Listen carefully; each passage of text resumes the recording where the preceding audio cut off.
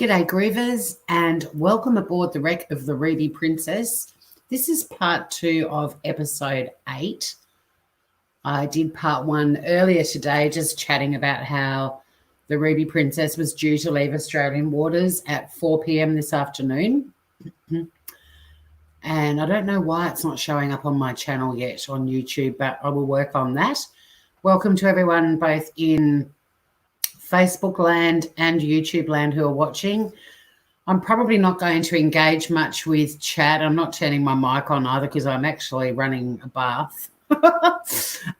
It's one of those nights, right? So I just want to thank everyone who's joining in for this episode because the Ruby Princess has in fact set sail, and I want to wish them smooth sailing. But forgive me, I won't be looking in the chat in Facebook or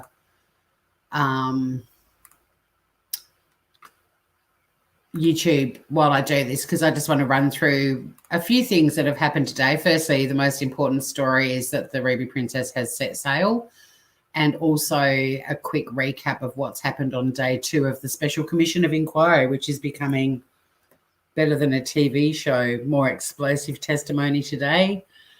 And as always, feel free to join the Smooth Podcast channel on YouTube.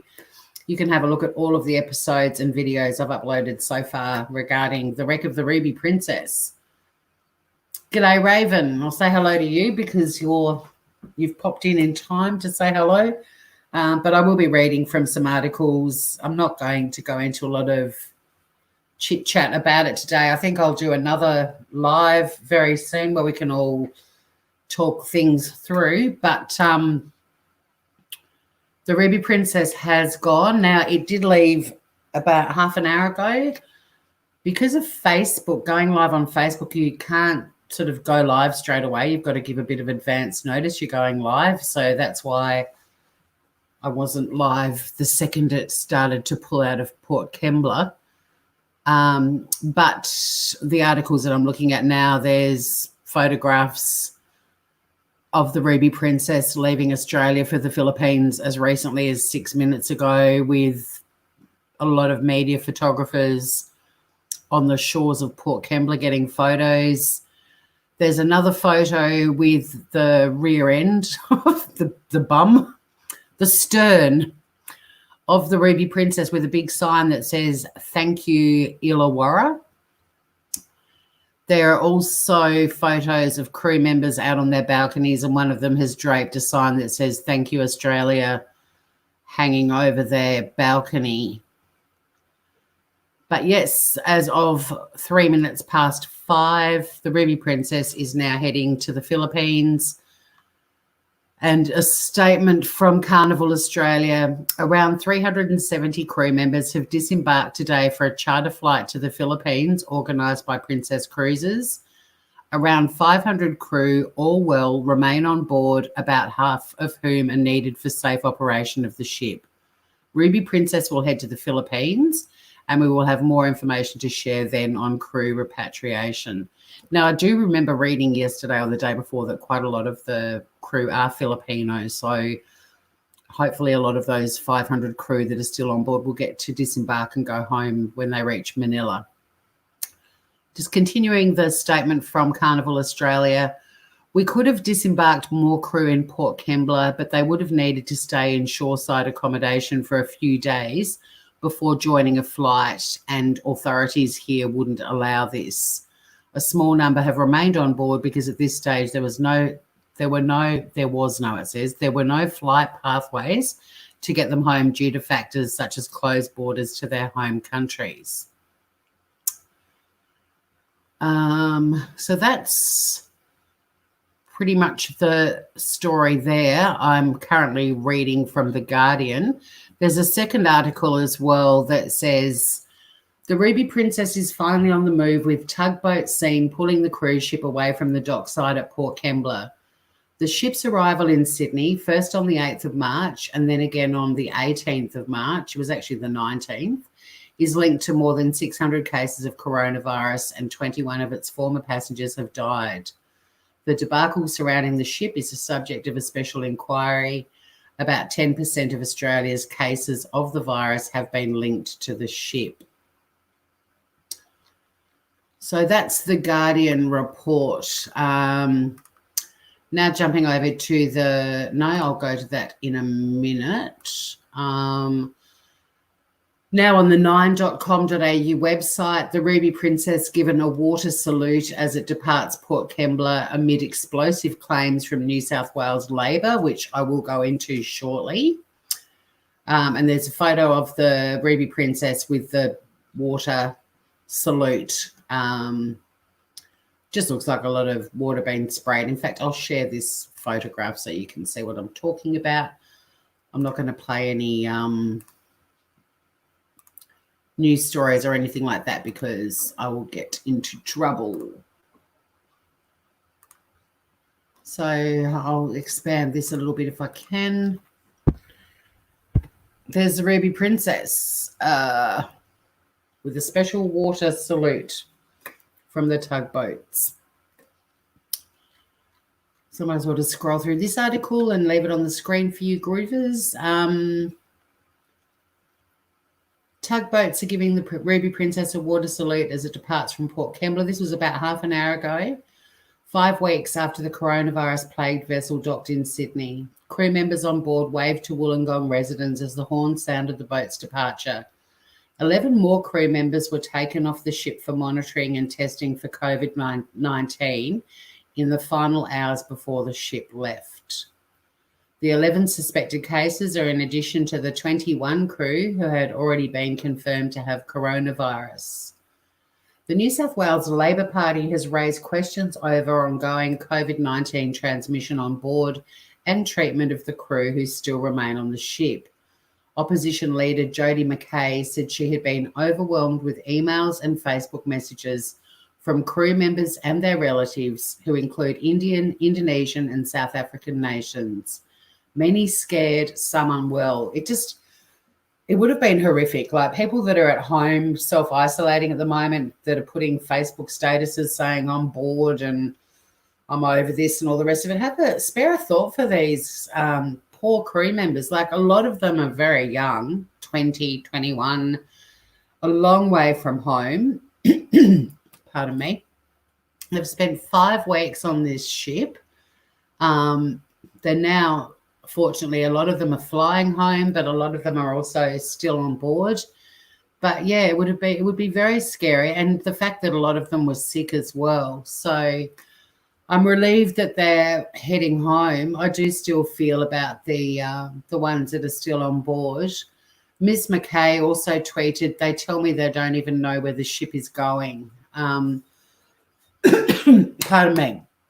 A previous article in The Guardian did say they're going to the Philippines, and there was an article yesterday or the day before that we looked at that said they're heading to Manila in the Philippines. So we possibly know where the ship's going, but it's a bit shitty if the crew don't.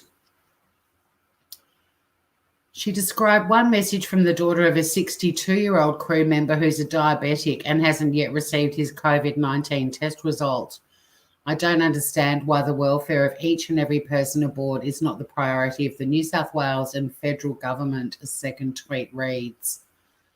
Earlier today, more than 300 Filipino crew, free from the virus, disembarked and were taken to Sydney Airport by a series of coaches where they will catch a flight home to Manila this evening.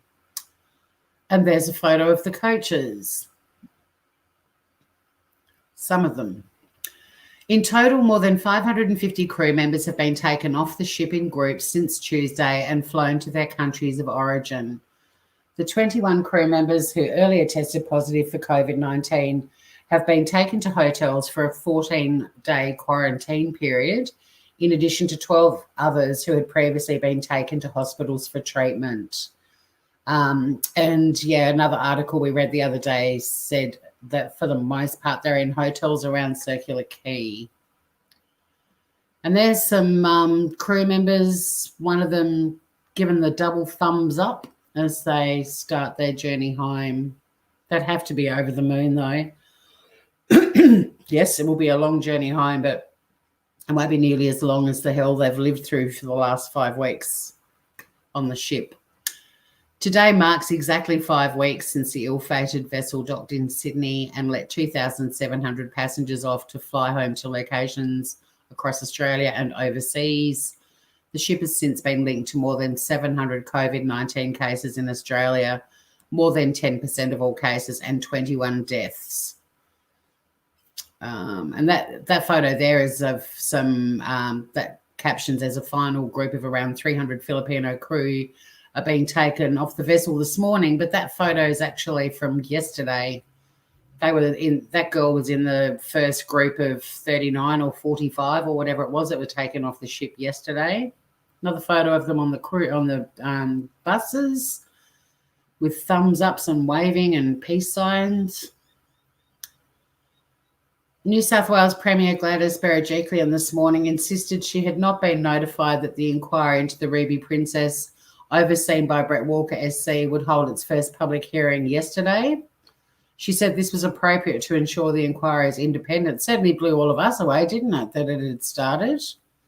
It is running parallel to a New South Wales police probe expected to deliver its findings by September. Let the Commissioner do his job, please. Let him get to the bottom of this, she told reporters at this morning's press conference. The people of New South Wales deserve to have the answers. I want the answers. And I read this statement out earlier today, and I'm sorry, but I think the entire country wants answers and deserves to have them, as well as all of the people that this has affected around the world.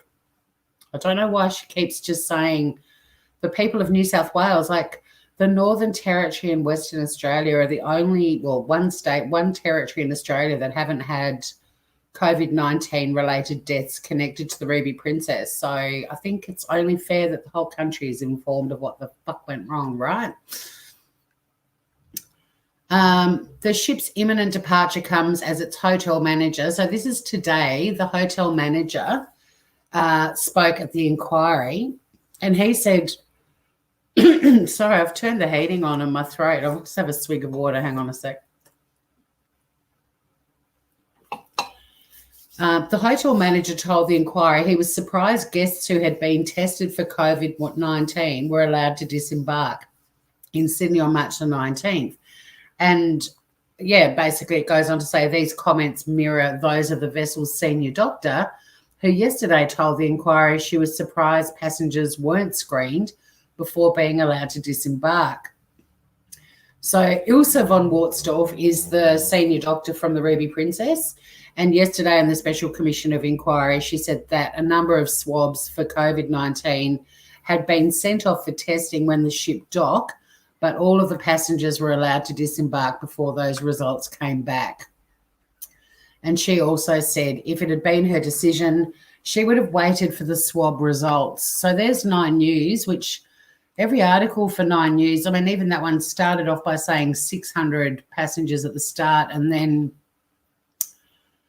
went to 700. Like, there's just not a lot of consistency.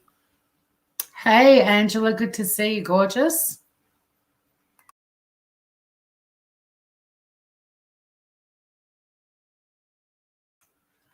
G'day too to anyone watching on YouTube, Facebook at the moment. Sorry, I'm not engaging with chat.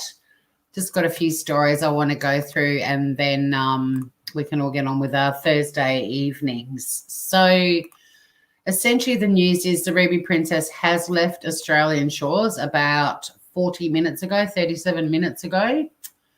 I just want to go through the testimony of the Ruby Princess hotel manager. He spoke today and gave his statement regarding his version of events from what's gone terribly wrong. It is day 2 of the Special Commission of Inquiry, and he said in his testimony that he doesn't recall if Border Force were involved in the cruise ship disembarkation or not. This is an article back again over on The Guardian. Charles Verwall tells the inquiry that New South Wales Health had been involved and was surprised they had not screened people on board. That's the subheading. Charles Verwell told the Special Commission of Inquiry into the cruise ship that New South Wales Health had been involved and had told the ship's staff to ask sick passengers to present to the ship's doctors, but did not want to conduct an onboard assessment before docking. So there's a little black mark next to New South Wales Health there, right there. Verwell also echoed the comments of the ship's senior doctor, who told the Inquiry yesterday she was surprised passengers were allowed off the ship before coronavirus test results had come back.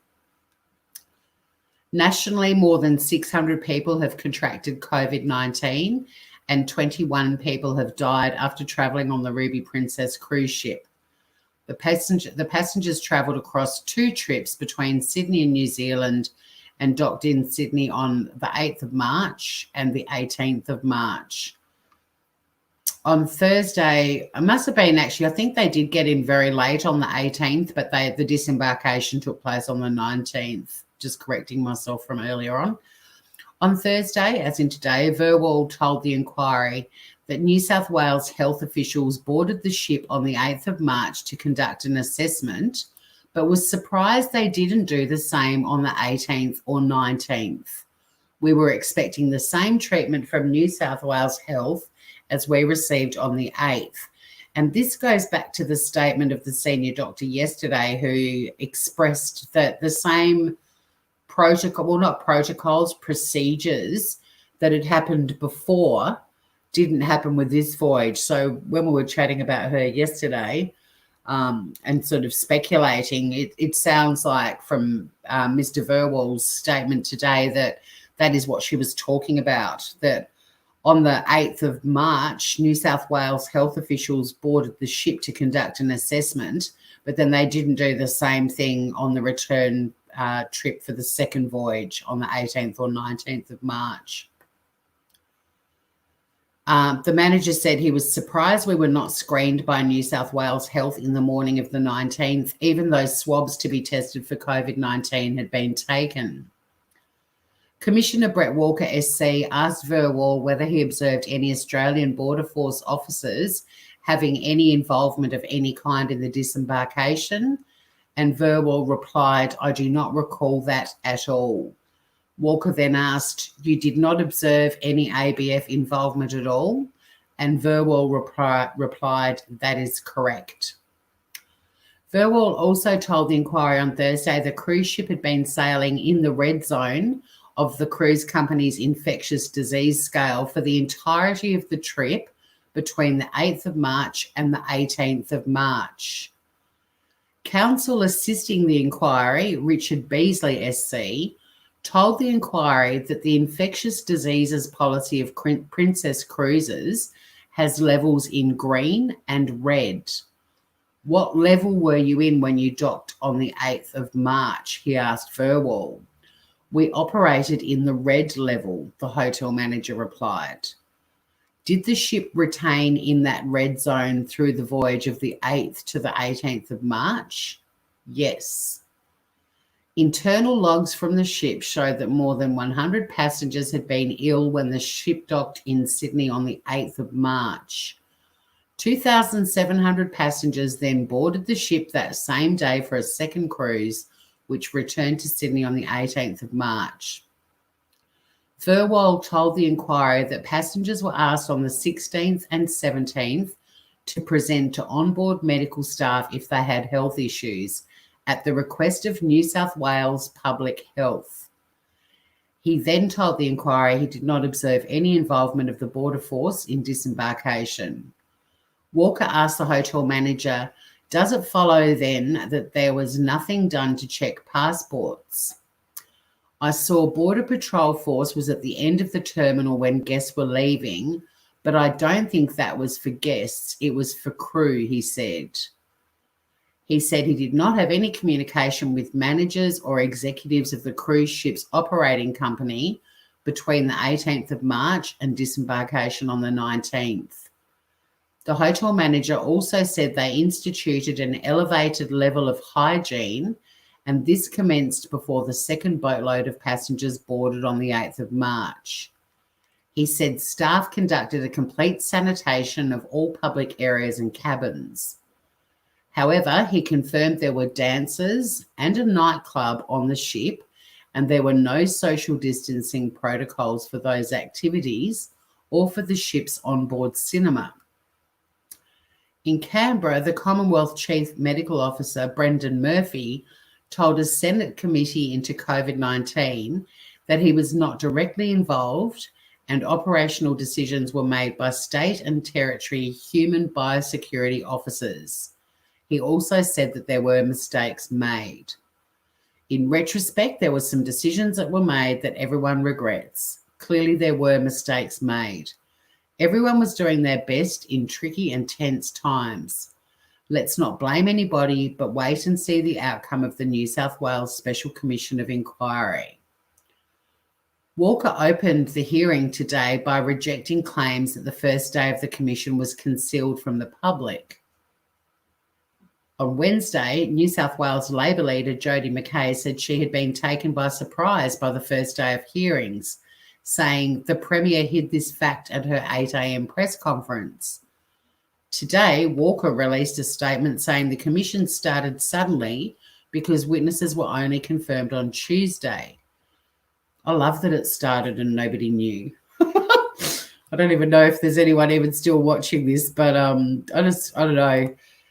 Yeah, sometimes the truth's stranger than fiction. Like if you wanted to write a gripping book right about now, this is it, right? Still talking about Walker and his statement, the reason for the late notice for the commencement of the hearings and the lack of fanfare about them is that neither I nor any member of the Special Commission staff knew that the hearings were going to go ahead until late on the 21st of April 2020. So that was Tuesday and it kicked off yesterday. Walker said the commission was totally independent and there was no concealment from the New South Wales government. The decision to convene hearings this week was mine and mine alone. None of the matters have anything to do with any minister of the New South Wales government, much less the Premier. There was no concealment, he said. As soon as summonses were served, there was public announcement of the hearing, which was held in public, live streamed, and a transcript of evidence will soon be available. The inquiry will continue at a later date. Now, I don't know if I'm going to be able to stream it or not, but if I can get things set up, I'd love to try and stream a day of, or maybe not the whole day, but some of the Special Commission of Inquiry. So I'm looking into the options there, but I obviously don't want to get a strike on my YouTube channel, but if I'm able to stream it, I certainly will, and I'll also see if I can find out a way to replay some of it. So that's the article from The Guardian, a lot of juice in there. Just wrapping up, we've covered the hotel manager. I've also got a fairly lengthy article from the Sydney Morning Herald, which is pretty much repeating what I've just read from that other article. It's all about Charles Verwall and his testimony. So if there's anything additional in that, I'll let you know. I'm basically compiling a file of witness statements given at the inquiry. I'm also compiling a file of witness statements like of passengers, former passengers, and what they said about when went on, and just sort of doing like a table to see who's essentially confirming previous statements. And so far there's a lot of consistency both with the two inquiry witnesses and also statements from former passengers on the ship. There's one other article I did want to read that I found in the Sydney Morning Herald from last night that I hadn't included yesterday or earlier today. But the final health report that was lodged by the Ruby Princess before passengers were allowed to disembark was out of date and did not include all passengers who had symptoms consistent with COVID-19. So a bit more information about the testimony yesterday of the senior doctor, that she did not finalise the illness log until the day after passengers had disembarked. Another figures given here saying more than 650 cases, saying that there's more than 150 coronavirus cases diagnosed in the ship's crew. And the article goes on to say the Commission heard the last human health report provided to Australian authorities on March the 18th was incomplete and did not include all passengers and crew who had acute respiratory or influenza-like symptoms. In the maritime arrival report, the ship's doctor, Ilse von Wartsdorf, said there were 24 people with a temperature of over 38 degrees. It was only after the passengers had disembarked on March the 19th that an updated log was provided to New South Wales Health. In an email extract read to the hearing, Dr. von Wartsdorf apologised to authorities, saying she had not had time to send an updated log before the passengers had disembarked. I'll send it now. Sorry, I forgot. That last one was from the morning. It was so crazy, she wrote on March the 20th. God, this is just getting more and more crazy as it goes on. Yesterday, they were saying, oh, this doctor's evidence is fantastic. And today we're finding out she forgot to send an updated log. The updated report included additional passengers who'd attended the ship's medical centre with acute respiratory and influenza-like symptoms. This is just getting more and more crazy. And on top of that, I still am quite surprised. I mean, don't get me wrong, I understand cruise ships are businesses and so on, but they will be back at sea in early July. Their next cruise is planned to leave Seattle in the US on July the 4th. And they are offering cabin prices from $699 per person. I'm just quickly scanning to see if there's anything else about Dr. von Wartsdorf's commission statement given yesterday. Just confirming again, this is in the Sydney Morning Herald article, that the legal counsel for Princess Cruises made an application yesterday for the commission's hearings to be held in secret. David McClure, SC, who's acting for Princess Cruises, argued that while there was a public interest in the hearings, there was equal public interest in protecting the rights of people who may be the subject of a criminal investigation. But Mr. Walker, SC, said the hearings would be heard in public, adding that his report from the inquiry would long precede anything in the nature of criminal proceedings. So his report, Mr. Walker's, SC's, is due to be handed down on August the 14th. And now it's saying that police and coronial investigations are also underway, but it could be a year before they are finalised.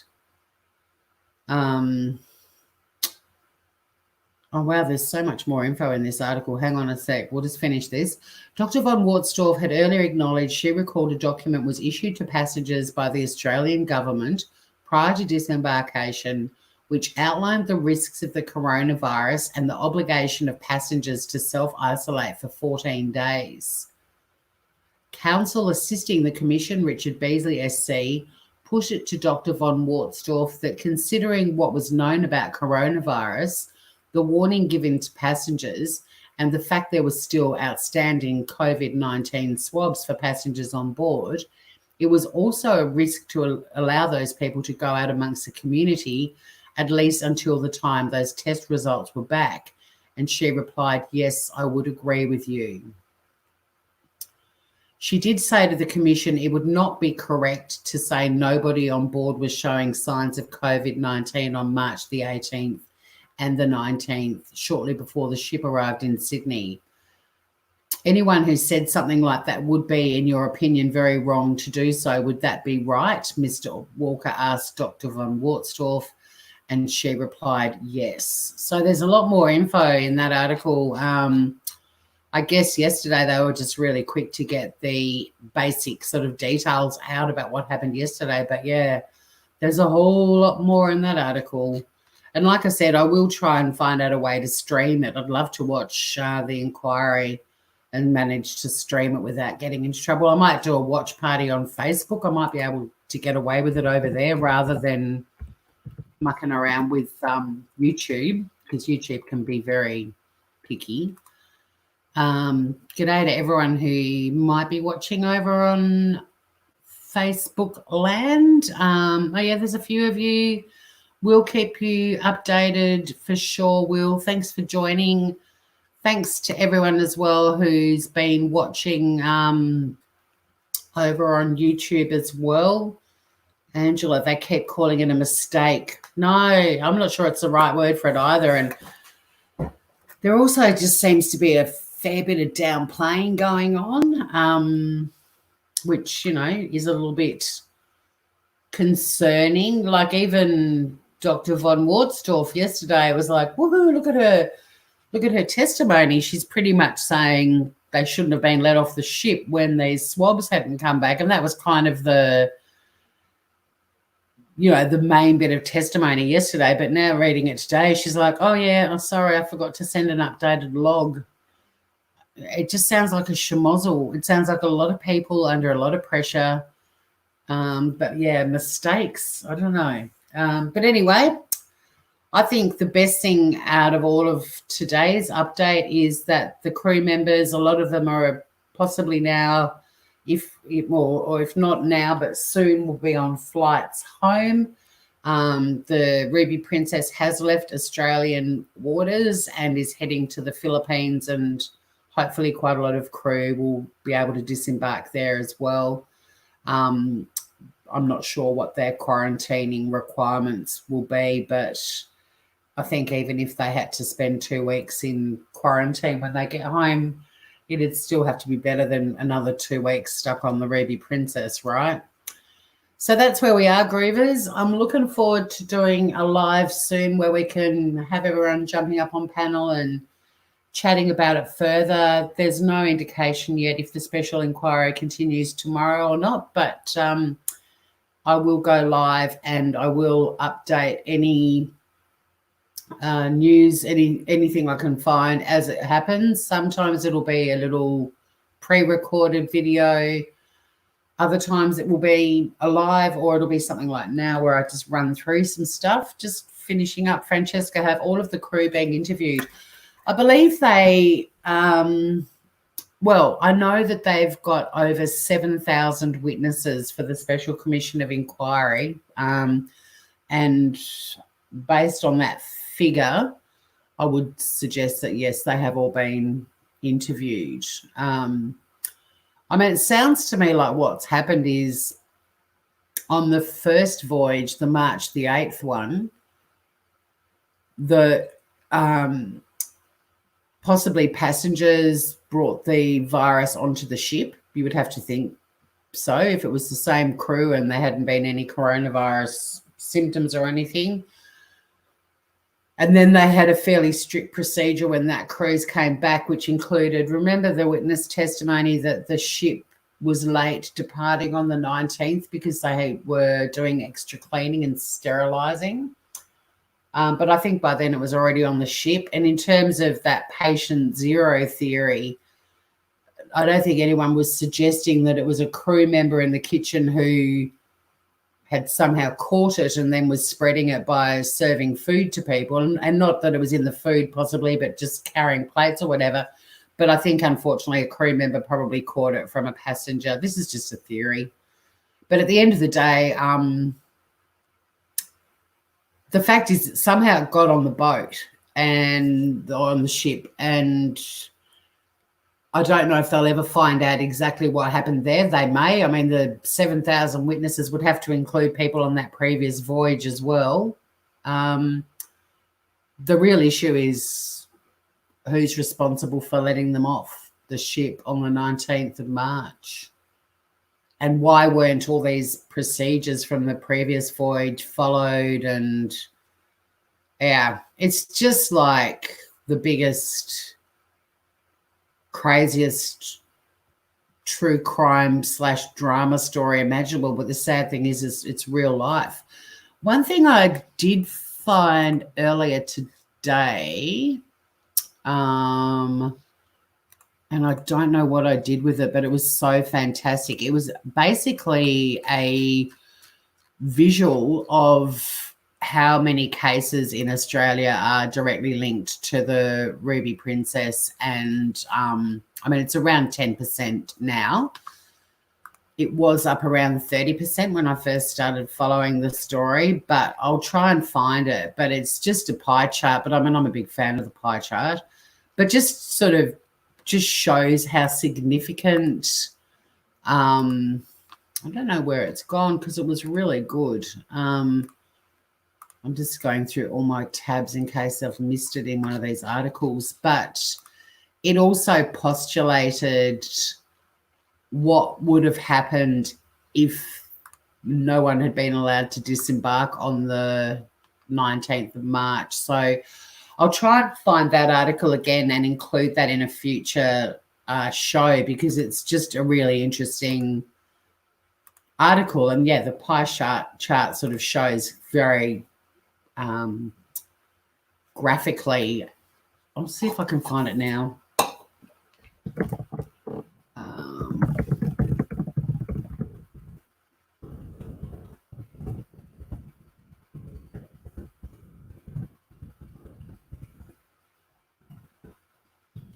If I can find it. Because, yeah, it was really interesting. And I think I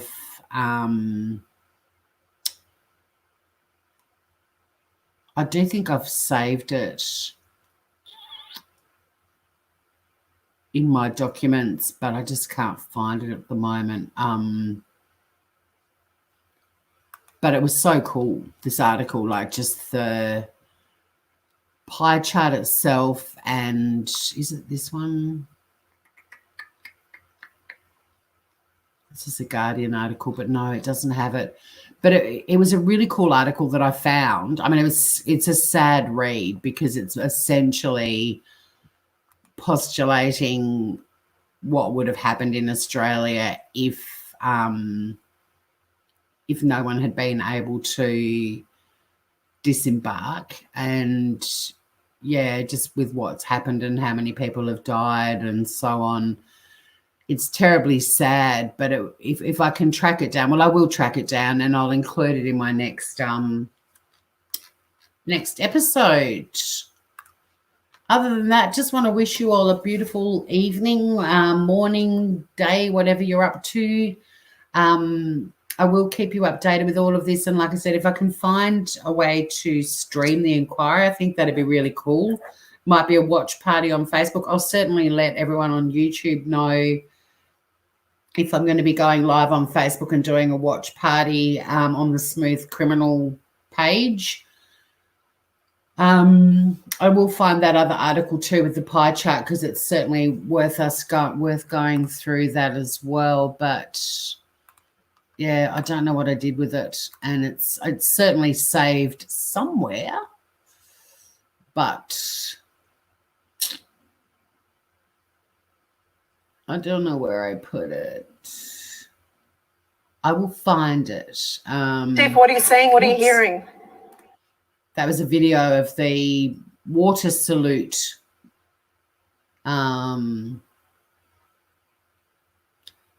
Bye-bye, Ruby Princess. Staff cheering, waving and thanking Australia as they finally start their journey home. The deadly debacle will go down as one of the worst moments in the coronavirus crisis. So true. But, yeah, it's going to be a gripping saga, that's for sure. And whether we ever find out the truth or not, just we need to wait and see. I'm glad the crew are on the way home, says Angela. Thanks for the update. Sam says joint negligence. Really interesting. Have a great one. Thanks, gorgeous. You too. Everyone, make sure you have some healthy food. I'm not sure what you're all cooking for dinner, breakfast, lunch, wherever you are in the world, but enjoy whatever you are eating. Be kind to others, but be really kind to yourself too right now. And yep, hope to see you all soon back on the Smooth Criminal podcast channel on YouTube, on Facebook, or on my Right Now with Tori other channel on YouTube, wherever you are. Love hanging out with you guys, and stay safe. Talk soon. Bye for now.